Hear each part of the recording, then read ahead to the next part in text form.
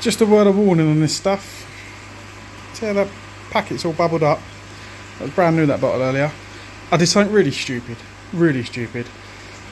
Focusing so much on what I was doing, mixing it up, etc., all the rest of it. I took the lid off, carried on doing what I was doing. I then picked the bottle up. I went to shake it to mix it again one last time before I took some out of it. I didn't look at it. The lid wasn't on. I splashed it everywhere, all over my face, all over the bottle. It stung like a bitch. Went in my eye. It's done no damage seemingly because I washed it out straight away. But yeah, it wasn't a nice feeling. It wasn't a nice feeling at all.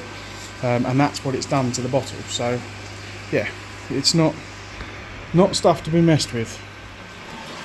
Welcome back to Auto Koi. Thought I'd lead with a stupidity warning, my own stupidity, not yours. See what I did with that medication bowl.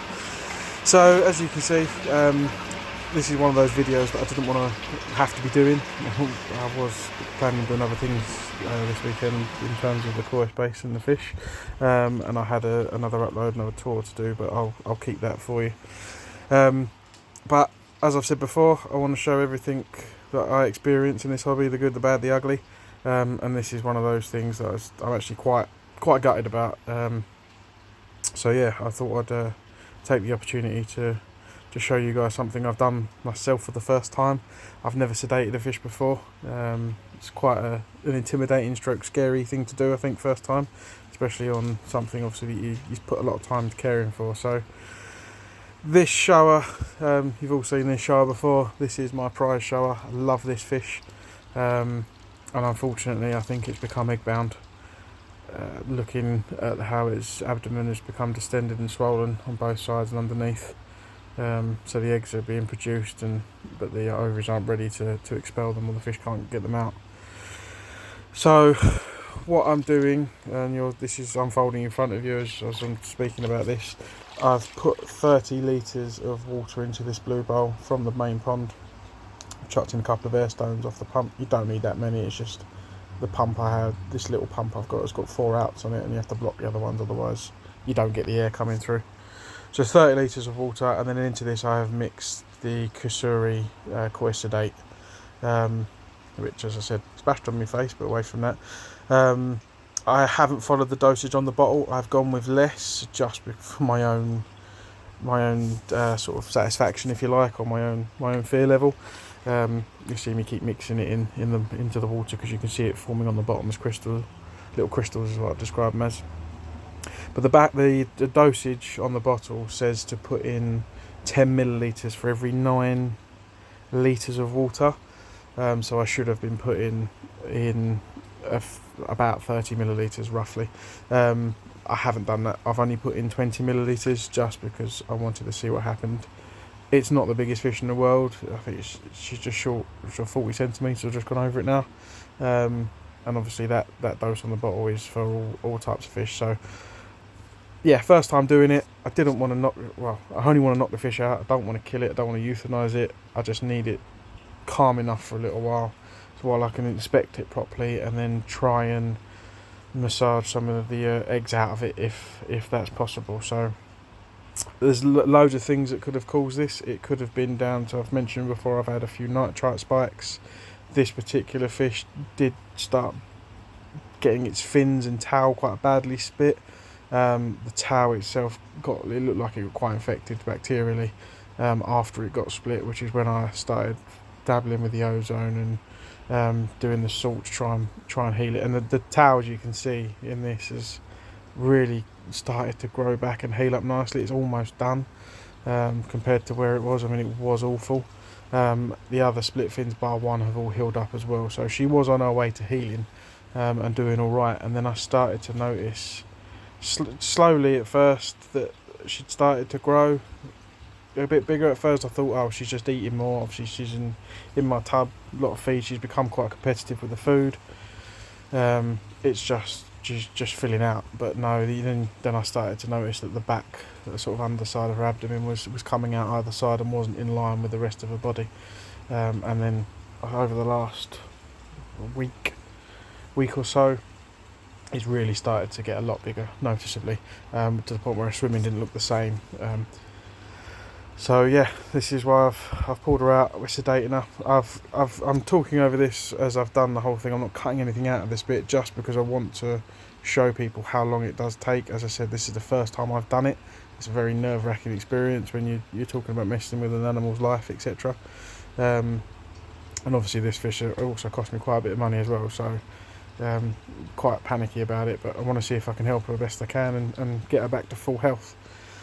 So you can see now she's on her side, she doesn't right herself at all, breathing's really slowing down, she's approaching that point where she's going to be able to, for me to be able to try and do what I need to do. Again, like I said, this is the first time I've done this. I've read quite a bit about it again, trying to prep myself on it. I had a fish that I thought was egg bound before and I left it. I didn't do anything with it and it did unfortunately pass away. So there's not an awful lot I think you can do. There's other things you can get. You can get over prim and do injections, which is sort of next level, get them firing into. But that's me guessing this what this is. It's not dropsy. I've seen dropsy loads of times with different fish. The scales are not all pine coned. The scales haven't lifted at all. She's already quite distended. You would have the scales literally pushing out, looking like a pine cone. And she felt quite squishy as well. So yeah, I think it's egg bound. It could be something else, but I don't know. Could be a tumour. Yeah, your guess is as good as mine. I've gone with my most educated guesstimate as best I can to try and do something. So yeah, she's fully out now. She's ready. I think still a tiny little bit of movement. Like I said, I don't plan to have her out for long. Hence why I haven't gone with an absolutely massive dose or the full dose. I just wanted to see enough for me to be able to do what I need to do. So I've damped a towel, which I'll just wrap her in to make sure I can grip her more than anything properly at the top end. And then I'm just going to try and massage out some of the eggs. Again, not being too rough that you don't want to hurt the fish or damage anything, but obviously being strong enough that you will get anything. So as you can see, I'm not getting anything. No eggs, no movement inside. I can't feel anything wanting to move. It feels soft but firm, and I know that's a contradiction in itself, but you know, it's pliable, it's soft. It doesn't feel like fluid. It doesn't instantly sort of glug and move around. It does feel like sort of swelling. So and I noticed actually as I was doing this, and we'll turn her over in a second, I have got a small amount of blood has come out, and nothing else really. So yeah, it's not good. It doesn't look good. Not sure what to do other than this, to be honest. But yeah, I'll just let you watch this for a second and go from there.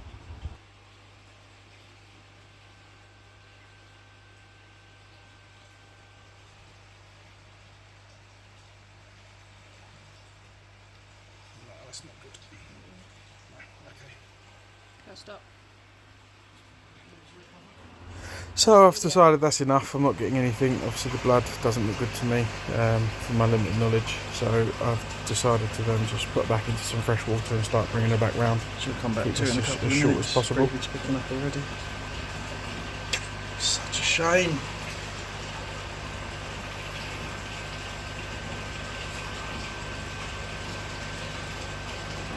Stop that there. So the plan now is I've moved her into the hospital stroke quarantine tank on her own, if you like, so I can really keep the water like spotless. Hasn't got to deal with the overpopulation of the big tub. I can then also decide what I'm going to do feeding. I've seen some conflicting bits. I've seen some suggest that you can get the milk temperature nice and high, which this is sitting at 25.4 degrees at the moment, and will go up a little bit more today. But I will keep it there, and you can not feed them and the fish will start to absorb the eggs as their own food. But again, there seems to be a split on it. I don't know if that's true. It kind of makes sense, but then I kind of feel like if the eggs are stuck, they're stuck. But we'll see. So I'll decide what I do on that front, but I'm going to salt the water. I'm going to introduce quite a high level of salt with this to try and support the fish, the system, and see if that does anything as well. So I'll probably look to bring the salt up to 0.6 as a minimum, 0.6% as a minimum, maybe even higher. So I'll see. I will do a scrape, but I've got no parasitical issues, no sickness in the other fish. So I am pretty sure this is what it is, but You can never, without getting inside the fish and doing an autopsy, you're never going to be 100% on. But yeah, this is into the quarantine tank that I was using for the newbies that I bought in, and that was all successful, running off the FX4. Because I am putting in a bigger fish, I have put an easy pod on this, and this is I've been scouring eBay, the country, trying to pick up some really cheap second-hand filter equipment, which I've got quite a bit now from between eBay, and my dad has upgraded his pond to a nice big Nexus and a drum, so I've had his old easy pods as well. So I'll be doing a lot of sort of comparison testing them in the future, but for the moment in time I've added the easy pod onto this because I want to make sure I'm over filtering the water to a ridiculous level. That's not to say the FX4 wasn't coping before. It was. I put in a little moving bed that I'd made for my fish tank to support it, and it was doing the job just fine with the smaller fishing. So I've got no issues using that again in future. What I probably would do is K1, when it's not moving in such a small amount, isn't the best thing to use. I'd probably just use some proper alpha grog in there to give you the better bacterial, the biological filtration. But from a mechanical point of view, pulling out the crap, great. Anyway, temperature's up to the same now. I think it was 0.2 difference, so I'm going to let her out, let her go and settle in, and then we'll see what happens with this, how she develops.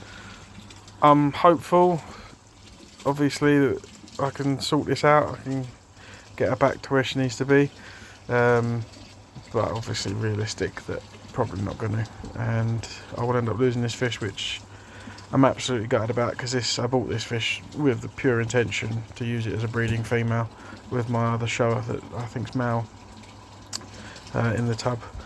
But yeah, fingers crossed, we'll see what happens. Like I said before, wanted to show all sides of this, all sides of my experiences. I hope that the sedation part will help someone, because it is quite a nerve-wracking experience to do. But yeah, done it now and it's worked okay. She came around pretty quick. So here's the easy pod quickly. I've just got it on a 6,000 litre hour pump, which is in the water, connected with a flexi pipe. See it down there.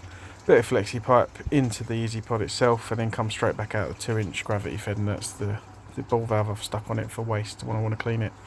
There's the FX4. I'm going to leave it running on there for now, just until that gets really established.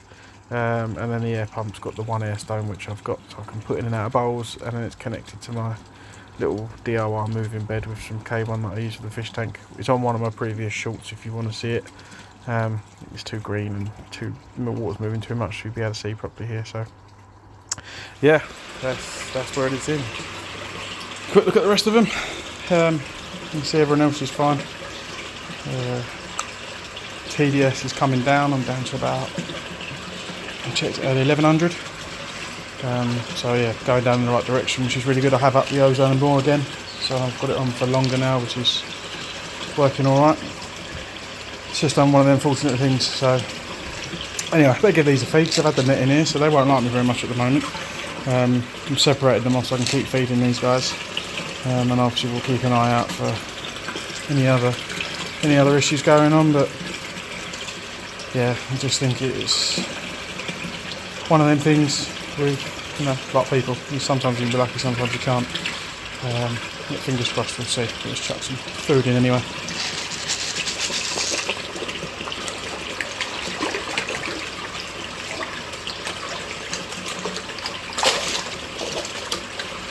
So I got covered with more water standing here than ever before. They compete. I've desecrated that.